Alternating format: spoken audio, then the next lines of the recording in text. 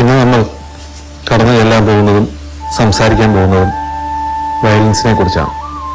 വയലിൻസിൻ്റെ മേക്കിങ്ങിനെ കുറിച്ചുമാണ് നമ്മളിന്ന് ചർച്ച ചെയ്യാനായിട്ട് പോകുന്നത്. ഇവിടെ കാണാനും അത് എക്സ്പീരിയൻസ് ചെയ്യാനുമായിട്ടുള്ളൊരു ഭാഗ്യം എനിക്കുണ്ടായി.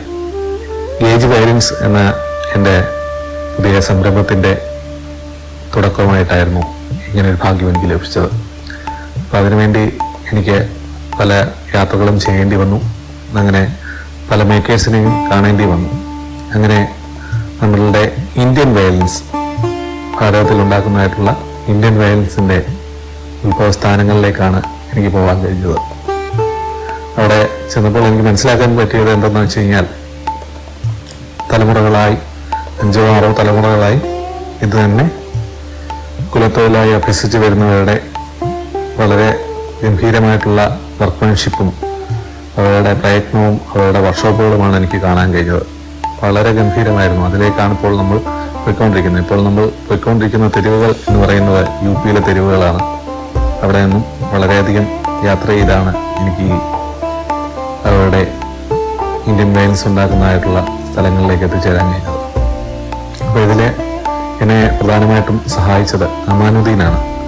അമാനുദ്ദീൻ്റെ ബൈക്കിലാണ് ഞാനിപ്പോൾ ഇങ്ങനെ യാത്ര ചെയ്തുകൊണ്ടിരിക്കുന്നത് UP-യിലെ തെരുവുകളിലൂടെ. അങ്ങനെ ഞാൻ അമാനുദ്ദീൻ്റെ വർക്ക്ഷോപ്പിലേക്കാണ് എത്തിച്ചേർന്നുകൊണ്ടിരിക്കുന്നത്. വളരെ രസകരമായിട്ടുള്ളൊരു യാത്രയായിരുന്നു ഇത്. പ്രത്യേകിച്ചും എനിക്ക് വയലിൻസിനെ കുറിച്ച് അറിയാനും സംസാരിക്കാനും വളരെയധികം ഇഷ്ടമായതുകൊണ്ട് എനിക്ക് വളരെയധികം ഇൻഫർമേഷൻ കിട്ടുന്നതും ഒരുപാട് അറിവുകൾ നേടിത്തന്നതുമായിട്ടുള്ളൊരു യാത്രയായിരുന്നു. അങ്ങനെ ഈ യാത്രയുടെ അനുഭവങ്ങൾ എനിക്ക് എല്ലാവരെയും ഒന്ന് കാണിക്കണമെന്നുള്ള ആഗ്രഹമുണ്ടായി. അങ്ങനെയാണ് പിന്നീട് ഇപ്പോൾ ഇതിലേക്ക് അപ്ലോഡ് ചെയ്യുകയും ചെയ്തിരിക്കുന്നത്. വളരെ രസകരമായിരുന്നു ഈ യാത്ര മൊത്തത്തിൽ. അമാനുദ്ദീൻ്റെ വർക്ക്ഷോപ്പിലേക്ക് എത്തിച്ചേർന്നിരിക്കുകയാണ്. ഇനി നമ്മൾ കടക്കാൻ പോകുന്നത് വയലിൻ മേക്കിങ്ങിൻ്റെ ഭാഗത്തേക്കാണ്. ഇപ്പോൾ കണ്ടുകൊണ്ടിരിക്കുന്ന തടിയാണ് വയലിൻ മേക്കിങ്ങിനായിട്ട് ഉപയോഗിക്കുന്ന തടി. മാപ്പിൾ, സ്പൂഫ്സ് എന്നീ തടികളാണ് വയലിൻ്റെ ബോഡിക്ക് വേണ്ടി പ്രധാനമായിട്ടും ഉപയോഗിക്കുന്നത്. അപ്പോൾ സാധാരണയായിട്ട് സ്റ്റാൻഡേർഡായ ഒരു വയലിൻ സൈസിൽ അല്ലെങ്കിൽ സ്റ്റാൻഡേർഡായിട്ടുള്ളൊരു വയലിന് വരുന്നത് എന്ന് പറയുന്നത്, ഇപ്പോൾ നമ്മൾ കണ്ടുകൊണ്ടിരിക്കുന്ന ഈ ഉപകരണങ്ങളെല്ലാം തടിയുടെ കട്ടിങ്ങിന് വേണ്ടിയിട്ടുള്ളതാണ്. നമ്മളുടെ വയലിൻ്റെ ഷേപ്പിലേക്ക്, ബോഡിയുടെ ഷേപ്പിലേക്ക് വുഡിനെ കട്ട് ചെയ്തെടുക്കുന്നതിന് വേണ്ടിയിട്ടുള്ള ഉപകരണങ്ങളാണ് ഇവിടെ കണ്ടുകൊണ്ടിരിക്കുന്നത്. ഞാൻ വരാൻ ശകലം താമസിച്ചു പോയതുകൊണ്ട് എനിക്കത് ആ കട്ടിങ് എനിക്ക് കാണാൻ കഴിഞ്ഞില്ല. എങ്കിലും അത് വലിയ പ്രധാനപ്പെട്ട ഭാഗമല്ല. അടുത്തായിട്ട് ഈ പറയുന്ന കട്ടിങ് ചെയ്ത് വെച്ചിരിക്കുന്ന ഭാഗങ്ങളാണ് നമുക്ക് കാണാനായിട്ട് കഴിയുന്നത്. ഇത് കണ്ടില്ലേ, ഇതൊരു എന്താണ്, നെക്കാണ്. വയലിൻ്റെ നെക്കിൻ്റെ ആദ്യത്തെ രൂപമാണ് ഇപ്പം കണ്ടത്. പിന്നീട് ഇത് വയലിൻ്റെ ബോഡിയുടെ മുകൾ ഭാഗം, മുൻവശമാണ് നമ്മളിപ്പോൾ കണ്ടുകൊണ്ടിരിക്കുന്നത്. കണ്ടില്ലേ, എഫോളൊക്കെ ഇങ്ങനെ വരച്ചിട്ടിരിക്കുന്നത്.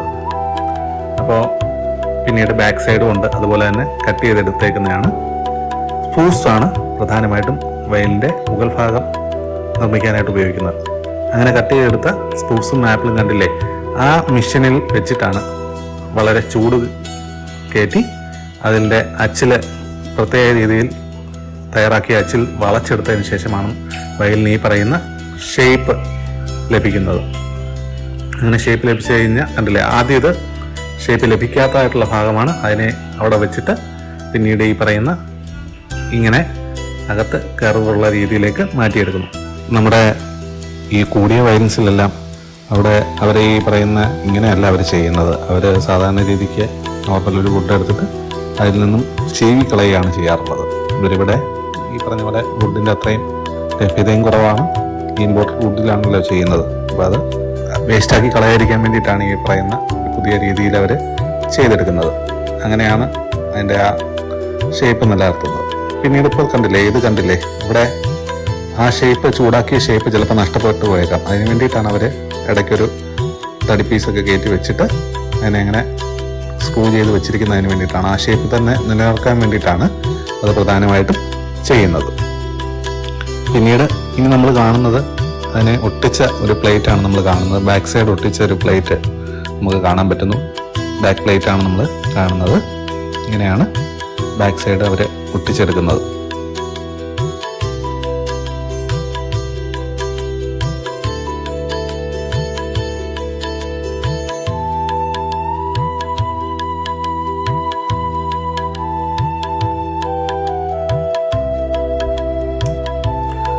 ഇനി കാണാൻ പോകുന്നത് വളരെ രസകരമായിട്ടുള്ളൊരു കാര്യമാണ്.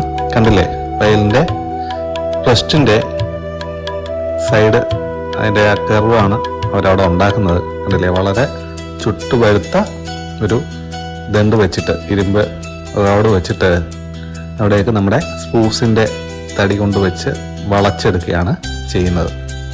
വളരെ രസകരമാണ്. നമുക്ക് നോക്കിക്കഴിഞ്ഞാൽ കാണാനകത്ത് ആവിയൊക്കെ ഇങ്ങനെ പുകയൊക്കെ ഇങ്ങനെ വരുന്ന കാണാൻ പറ്റും. അത് അത്രയ്ക്കും ചൂടായിട്ടിരിക്കുന്നതാണ്.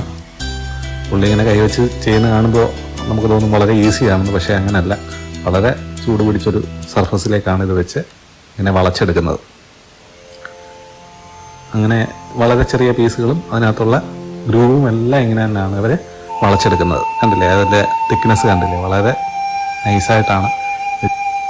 പിന്നീട് അതിൻ്റെ ഗ്രൂവും കൂടെ അകത്ത് വെച്ച് അവിടെ ഒട്ടിച്ചേർക്കുകയാണ് ചെയ്യുന്നത്. അപ്പോൾ അവിടെയൊക്കെ ഒരു പ്രത്യേകതരം അച്ചിലേക്കാണിത് വെച്ച് ഉറപ്പിക്കുന്നത്. അച്ചിലേക്ക് വെച്ച് ഉറപ്പിച്ചതിന് ശേഷം അവിടെ ഒരു പ്രത്യേകതരം അച്ചൊക്കെ ഉപയോഗിച്ചാണ് അതിന് ചെയ്യുന്നത്. അവരുടേതായിട്ടുള്ള ടൂളുകളൊക്കെ ഉണ്ട്. അത് വെച്ചിട്ടാണ് അവർ ചെയ്യുന്നത് കാര്യം. അങ്ങനെ ഈ വയലിൻ്റെ റെസ്റ്റ് ഭാഗമാണ് അവിടെ ചെയ്യുന്നത്.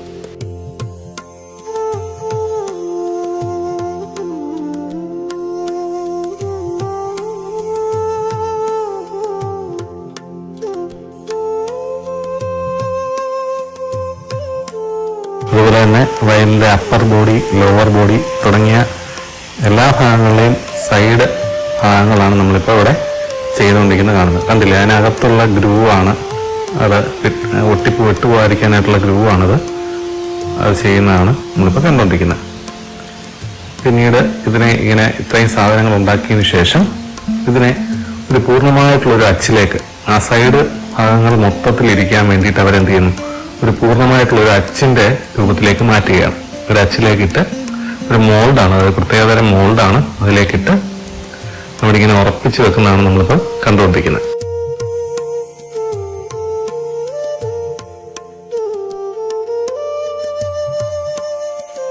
എല്ലാം മോൾഡിൽ ഇങ്ങനെ സെറ്റ് ചെയ്ത് വെച്ചിരിക്കുകയാണ്. ഇനി അടുത്തതായി നമ്മൾ കാണാൻ പോകുന്നത് വേറെ വയലിൻ്റെ മേക്കിങ്ങിലെ ഏറ്റവും പാടുള്ള ഒരു ഭാഗവും വളരെ ഇൻട്രസ്റ്റിംഗ് ആയിട്ടുള്ള ഒരു ഭാഗമാണ് നമ്മൾ കാണുന്നത്.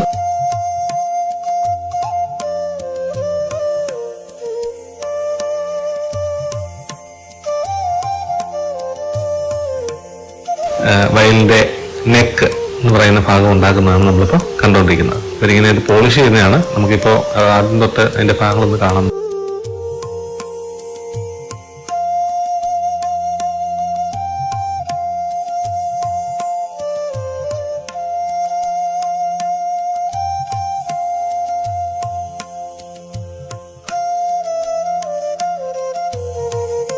രൂപം നമ്മൾ കണ്ടിരുന്നു. അതിനെ ഇങ്ങനെ മാറ്റി മാറ്റി പതുക്കെ ഇദ്ദേഹം വർക്ക് ചെയ്തെടുക്കുകയാണ്. വളരെ ശ്രദ്ധ വേണ്ട ഒരു ജോലിയാണ്, വളരെ പാടുപിടിച്ചൊരു ജോലിയുമാണ്. അത്ര നല്ല എക്സ്പെർട്ട് അല്ലാത്തവർക്ക് ഇതൊരിക്കലും ചെയ്യാൻ പറ്റുന്നതല്ല. അങ്ങനെ ഇദ്ദേഹം വളരെ ഗംഭീരമായിട്ട് വർക്ക് ചെയ്തുകൊണ്ടിരിക്കുകയാണ്. അങ്ങനെ നമുക്കിത് കണ്ടു നോക്കാം.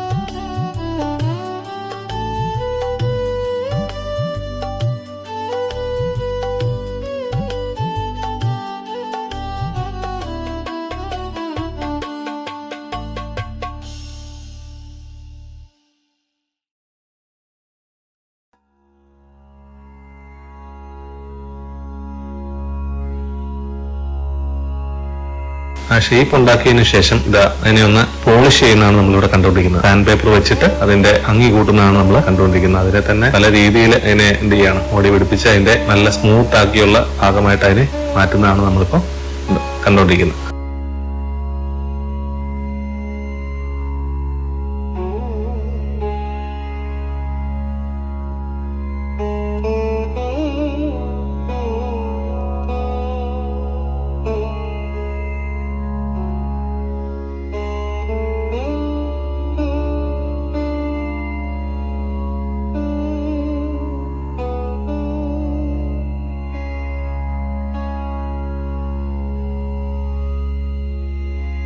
ഇതാണ് നമ്മുടെ കയ്യില് അവസാനം പൂർണ്ണ രൂപത്തിലുള്ളൊരു നെറ്റ് നമ്മുടെ കയ്യിൽ കിട്ടിയിരിക്കുന്നു.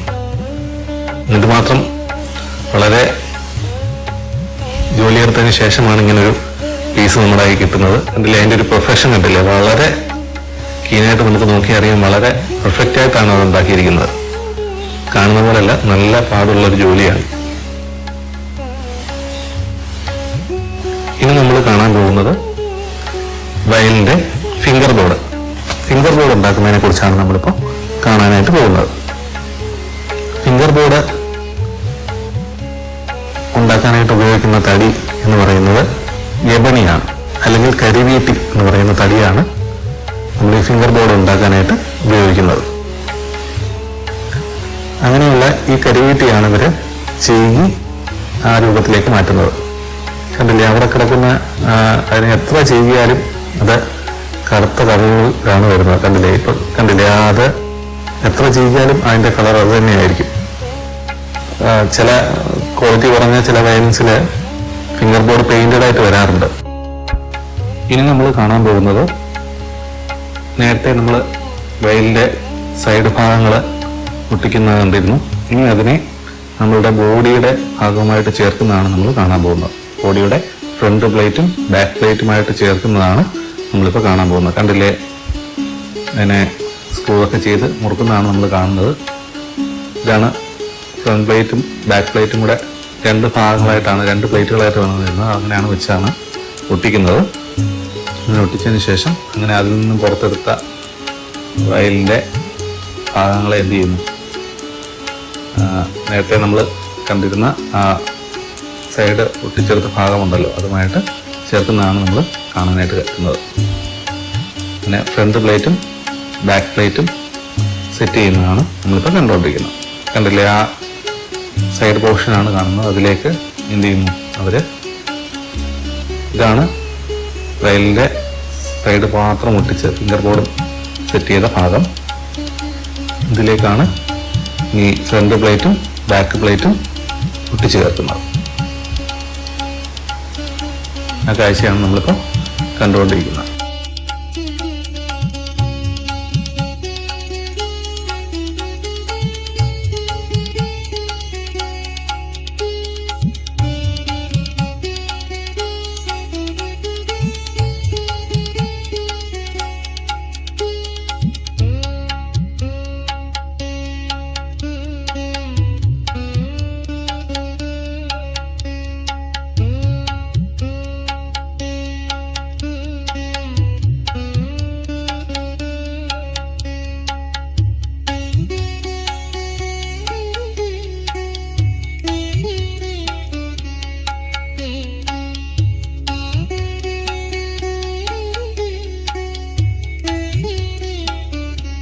അങ്ങനെ ഒട്ടിച്ച് ചേർത്തതിന് ശേഷം വയലിനെ എല്ലാ ഭാഗത്തു നിന്നും സ്ക്രൂ ചെയ്ത് മുറുക്കി വെക്കുകയാണ്.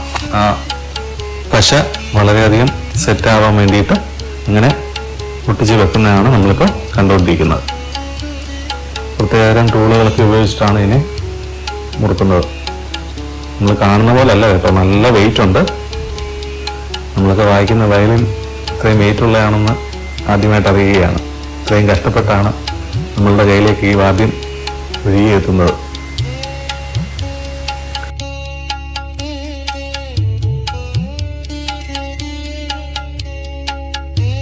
ഇനി അത് ഒട്ടിച്ചു കഴിഞ്ഞതിന് ശേഷം ഉള്ള ചെറിയ മിനുക്ക് പണികളാണ് ഇപ്പോൾ നമ്മൾ കണ്ടുകൊണ്ടിരിക്കുന്നത്.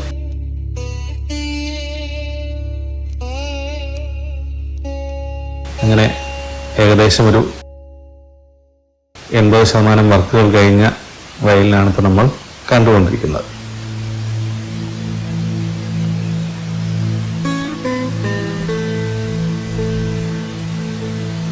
അതിൻ്റെ അവസാന ഘട്ടത്തിലുള്ള മിനുക്ക് പണികളാണ് നമ്മളിപ്പോൾ കണ്ടുകൊണ്ടിരിക്കുന്നത്. തടിയിലുള്ളതായിട്ടുള്ള മിനുക്ക് പണികളും കാര്യങ്ങളും എഫുകളും ഒക്കെ ഒന്നുകൂടി മെച്ചപ്പെടുത്തുന്നതും ഒക്കെയാണ് നമ്മൾ കണ്ടുകൊണ്ടിരിക്കുന്ന വർക്കുകൾ.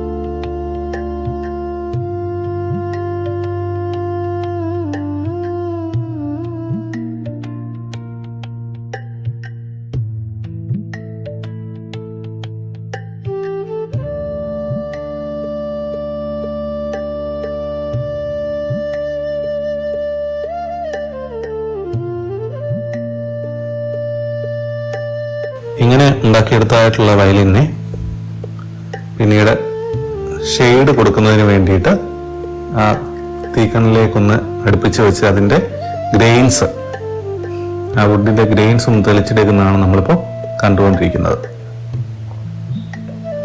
അങ്ങനെ തെളിയിച്ചെടുത്ത വയലിന് ആദ്യമായിട്ട് ഒരു ഹാൻഡ് പോളിഷ്, വളരെ ലൈറ്റായിട്ടുള്ളൊരു ഹാൻഡ് പോളിഷ് ചെയ്ത് എടുക്കുന്നതാണ് നമ്മളിപ്പോൾ കണ്ടുകൊണ്ടിരിക്കുന്നത്. ഇദ്ദേഹം അത് ചെയ്യുന്ന ആളാണ്, ഇദ്ദേഹമാണത് ചെയ്തെടുക്കുന്നത്.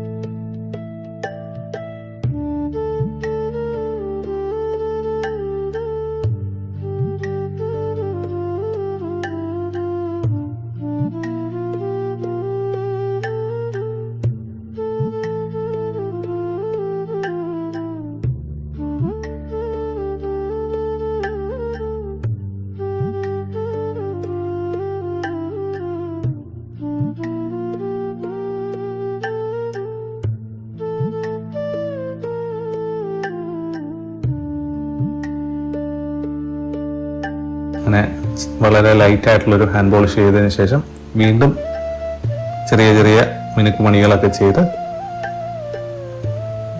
വയലിനെ ആ രീതിയിലേക്ക് തന്നെ മാറ്റിയെടുക്കുന്നു.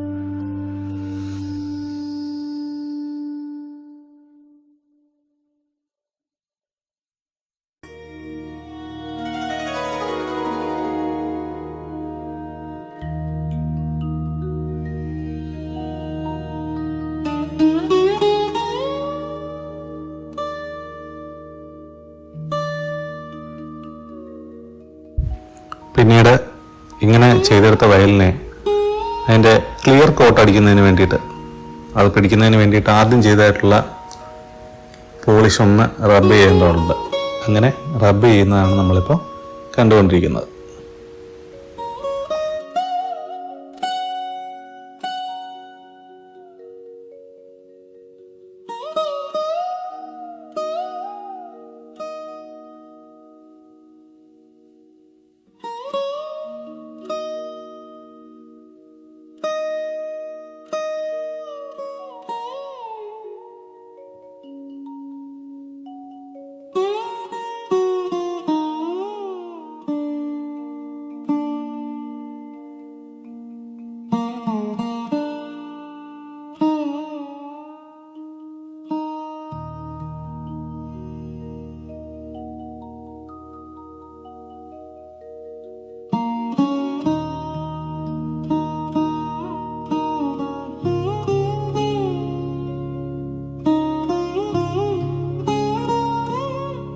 ശേഷം അതിലേക്ക് സ്പ്രേ പെയിന്റ് ചെയ്യുകയാണ്.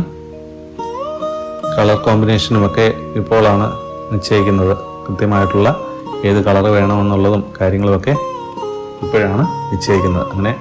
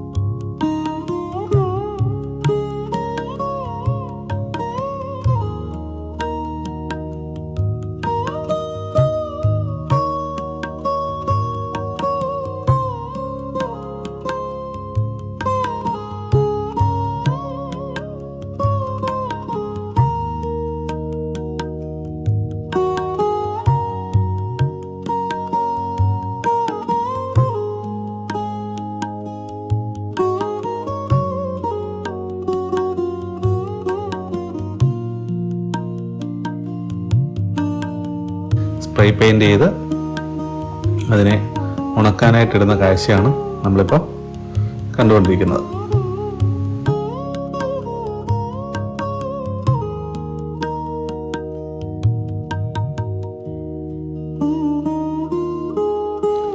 അങ്ങനെ ഉണങ്ങി വന്നതായിട്ടുള്ള വയലിൻ അവസാന ഘട്ടത്തിൽ ചെയ്യുന്ന കാര്യങ്ങളാണ് നമ്മളിനി കണ്ടുകൊണ്ടിരിക്കുന്നത്.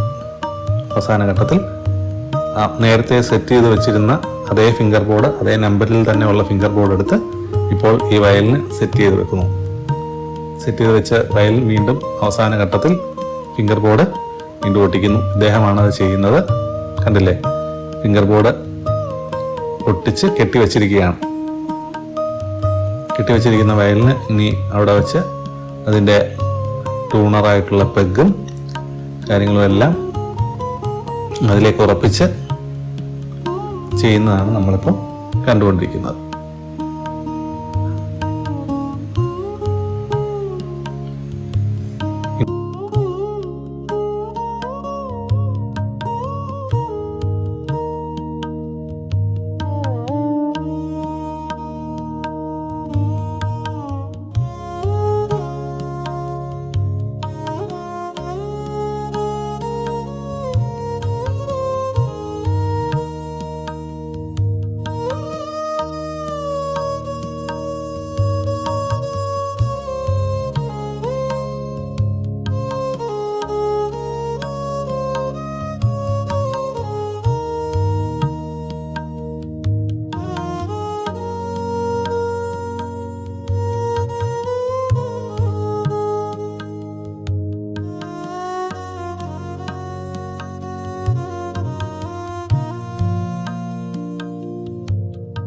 ഇനി വയലിൻ കേസ് ഉണ്ടാക്കുന്നതിനെ കുറിച്ചാണ് നമ്മൾ കാണാൻ പോകുന്നത്. കണ്ടില്ലേ, ഇതേ ഷേപ്പിൽ കട്ട് ചെയ്തെടുത്ത ഈ ഫോം അവരകത്ത് തുണി ഒട്ടിച്ചുള്ള രൂപത്തിലാണ് നമ്മളിപ്പോൾ കാണുന്നത്. അതിലേക്ക് സ്ക്രൂ ചെയ്താണ് ഉറപ്പിക്കുന്നത്.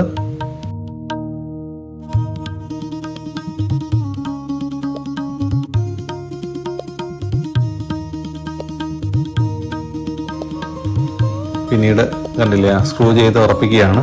കേസിൻ്റെ രണ്ട് ഭാഗങ്ങളെ സ്ക്രൂ ചെയ്ത് ഉറപ്പിച്ചതിന് ശേഷം അതിലേക്ക് പിന്നീട്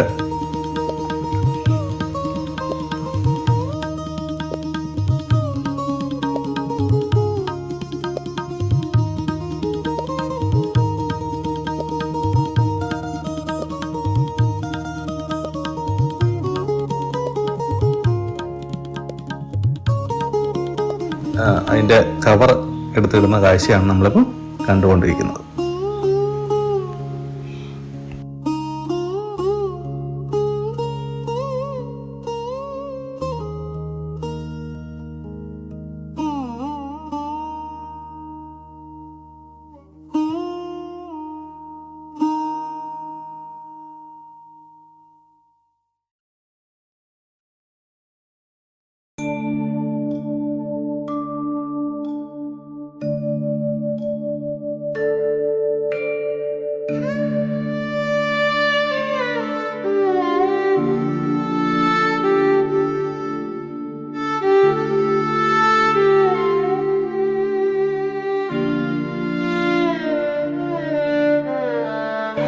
അങ്ങനെ നമ്മുടെ കേസും റെഡിയായിരിക്കുകയാണ്.